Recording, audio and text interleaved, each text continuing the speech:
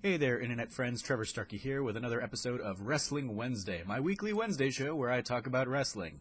I hope I made that simple enough to follow. This week, I want to show off first a new accessory that I've got. Nice little scarf. My CFO at work just got back from a trip in Spain, I believe Barcelona, and he came back and brought everybody scarves, everybody on his team, guys and girls alike. And the first thing I thought of when I saw it was, great, I've got a Chris Jericho scarf now. Sweet. So for this week's episode, we're kind of in between pay-per-views, so there isn't like a recap to do and there isn't a prediction to do or anything like that. So let's just talk about a few things from Raw and a few things from SmackDown. Up first on Raw, we had the triple threat match between Reigns and Strowman and Samoa Joe this last week. Basically everybody who's in the Fatal 4-Way except Brock Lesnar. And we had Reigns beating Joe clean, which hopefully means Reigns isn't going to win it at SummerSlam. I'm interested to see where they go with this, especially because they threw out the whole if Brock loses, he and Heyman are leaving, and there's also been all the rumors and the teases about a return for Brock to UFC, but if he still has to serve out the rest of his suspension from when he got basically banned from UFC for a while because he didn't pass the drug test or whatever. Seems like that's not going to happen anytime soon, so it'd be a weird thing to go ahead and leave the WWE, to take the thing off him here and have him leave the WWE. I'd be all for it because I hate the fucking fact that he only shows up a couple times between the big pay-per-views or whatever. So I'd be glad to see him go. I'd be sad to see Heyman go because I think he's great on the mic, as always. But yeah, I'd be fine getting Lesnar out of here because I hate part-time champs. It's not what I'm interested in wrestling. So we'll see where they go with that. I'm hopeful that they give it to Joe. I think that'd be a nice little way to kind of reward him for really carrying Lesnar through the feud between Joe and Lesnar. It'd be a nice little payoff. And I think the fan support is there for it.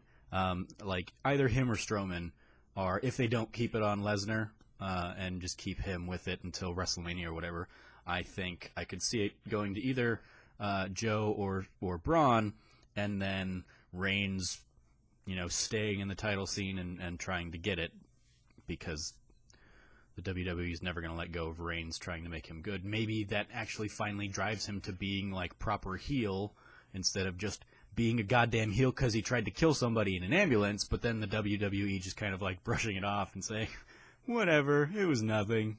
It was nothing compared to the Attitude Era. Shut the fuck up.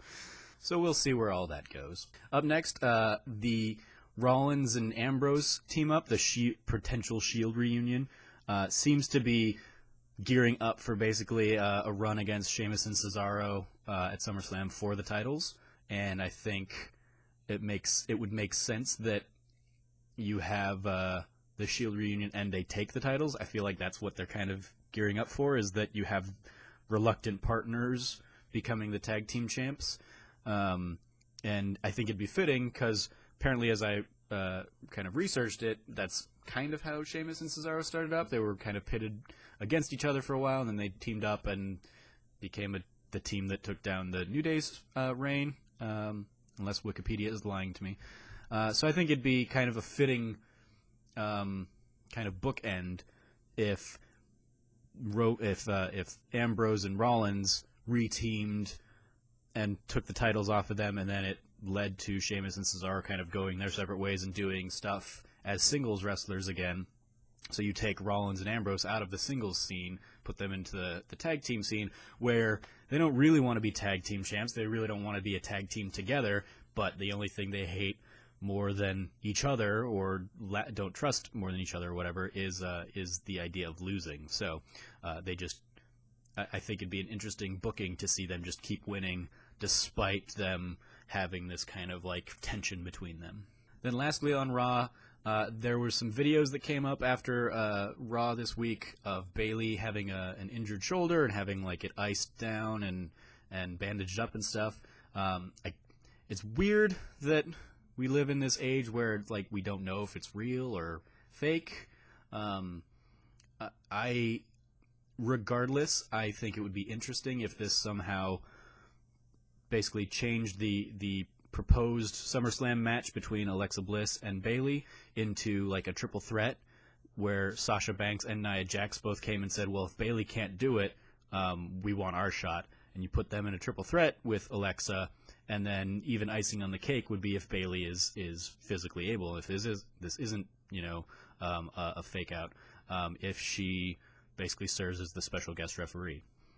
I think that would be interesting storytelling that gets all of them into the SummerSlam picture, as opposed to leaving a couple of them kind of off the card or in like the pre-show or something like that.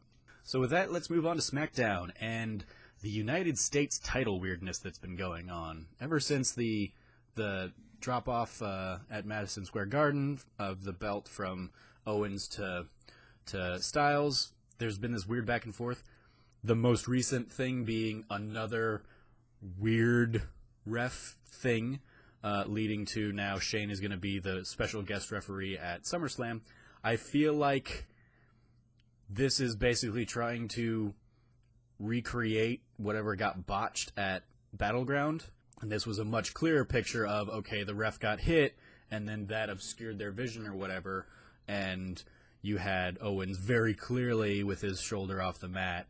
I feel like they're basically rebooting that, much in the same way that the Money in the Bank women's match, they basically ended up with the same outcome with a rematch of the Money in the Bank thing 2 weeks later. I feel like this was effectively exactly what they kind of did with the U.S. title, where I think on the pay-per-view there was a weird thing that did or didn't happen or whatever it was, but this was that in a much cleaner, more appropriate storytelling vein. All in all, weird. I feel like they're going to keep it on Styles at this point, and especially with all the animosity between Owens and Shane. And it'd be a nice little tie back to WrestleMania too, especially if like WWE bookers are just kind of thinking about the fans that came in for WrestleMania and now are coming back for SummerSlam. It's nice to see, oh, okay, I remember AJ versus Shane at WrestleMania, and now Shane is the special guest referee for AJ in this match. I wonder if that's going to play into anything. So we'll see where that goes. Up next on the SmackDown side of things, holy God, did it look like John Cena had paralyzed or something to his neck when he took that bad bump off of Nakamura. Like, you could very clearly see, especially in the video that they showed that took place after the cameras went off, of him throwing Corbin through a table, that, like, you see a moment where he's like, he definitely is feeling his neck for whatever happened. So, I mean, I hope he's okay. I'm curious from a storytelling perspective to see what his loss means for him at SummerSlam, because the idea was that it would be, him versus Jinder, but with Nakamura versus Jinder instead, that'll be interesting. So I'm curious to see where John Cena goes from here. Like, maybe he hops over to Raw. And I kind of was like, who you put him up against for a SummerSlam? Because obviously he's going to be at SummerSlam in some fashion. And, people are saying maybe he'll be up against Corbin. I don't know about that. So I'm kind of like, maybe he moves over to Raw and does something against the Raw people, since they made a big deal about him being a free agent when he came back. So who knows? Maybe like my kind of gut thing right now says, oh, put him in a triple threat with The Miz versus Jason Jordan for the Intercontinental Championship or something. You get John Cena and The Miz again, is kind of like an end cap to their whole thing going up into WrestleMania before Cena went off for a little while and got all engaged and whatnot. And ideally you have like Jason Jordan pin Cena clean.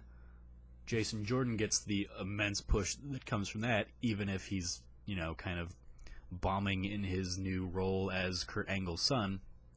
But I think you can get kind of him as like a heel that doesn't think he's a heel if he keeps getting like good booking opportunities, thanks to the fact that Kurt is giving him good booking opportunities. I think that'd be an interesting way to tell that story. And then lastly, I will be very curious to see if at SummerSlam we have one or both of the Money in the Bank winners cash in. You have the opportunity for Carmella to cash in on Naomi versus Natalya, and presumably Ellsworth would be back by then. His month suspension from 4th of July will be up. So we'll see where that goes. I kind of feel like they maybe not do it, just because I think the prospect of Nakamura beating Jinder and then Corbin immediately cashing in on Nakamura is a much more interesting story to tell, and I feel like they wouldn't do both cash-ins on the same night. I feel like that'd be a weird approach. Why play two cards in the same night when you can play one card now and then one card in a few months at, I don't know what other, I don't know the order of pay-per-views, Survivor Series or something like that. I don't know. Maybe she holds it until Royal Rumble or something. Who knows? So those are my thoughts on what's been going on in Raw and SmackDown recently. All kind of the road to SummerSlam, effectively. It'd be interesting to see how the rest of that card shapes up. We're starting to see some of the matches form. Let me know what you think about the current WWE landscape in the comments below. As always, I've been your host, Trevor Starkey from TrevorTrove.com. You can follow me at SnarkyStarkey on Twitter. And until next time, from here at the Trove, treasure your friends.